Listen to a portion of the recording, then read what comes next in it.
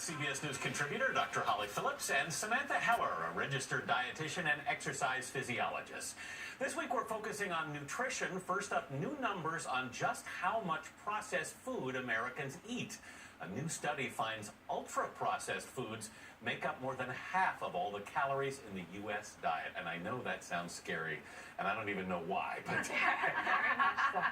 It's the ultra. It's the ultra. So what exactly is ultra-processed foods? So ultra-processed foods, it's a term that's sort of been emerging in the past couple of years, and it's to acknowledge that there are different degrees of processing with food. Technically, anything that has an ingredients list can be considered processed. But, I use an example of, say, whole grain bread, where the ingredients are whole grains, salt, sunflower oil, and maybe baking soda. At the base of it, you could call it processed, but there's still real food and real nutrients in it. Ultra-processed foods really have very little real food in them at all. So let's say they started out as corn, that corn has been hydrogenated or reconstituted down to nothing. So then additives are put back in to make fake food taste real.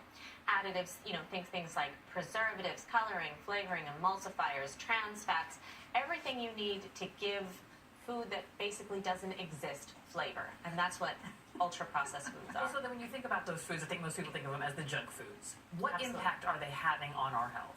Well, one of the most striking things about this study was not only that half of our calories come from these foods, right? Think about it. Half of the calories in the American diet you could buy at 7-Eleven. But even more striking, 90% of the added sugar that we get in our diet comes from this type of food. Now, we know added sugar directly causes weight gain and obesity, and then that opens up the constellation of all of the health problems that come from overweight and obesity right from there. So the top problems that affect us today: heart disease, diabetes, cancer, high blood pressure, high cholesterol.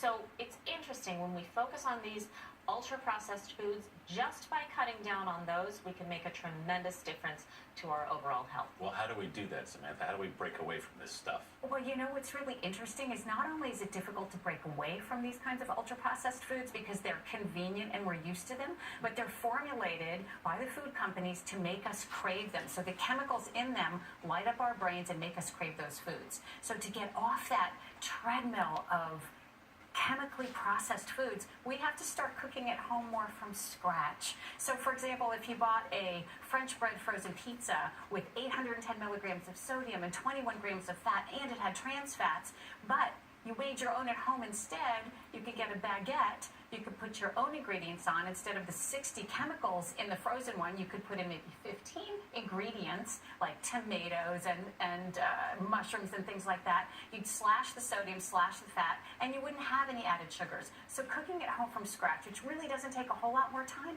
is the way we need to go to help reduce our intake of these ultra-processed foods. I know it's almost not fair that chemicals are tricking us. They're tricking us, and we don't realize that. And just to Samantha's point, you would never go out and, if you're making something at home, purchase methylguanine xanthine gum.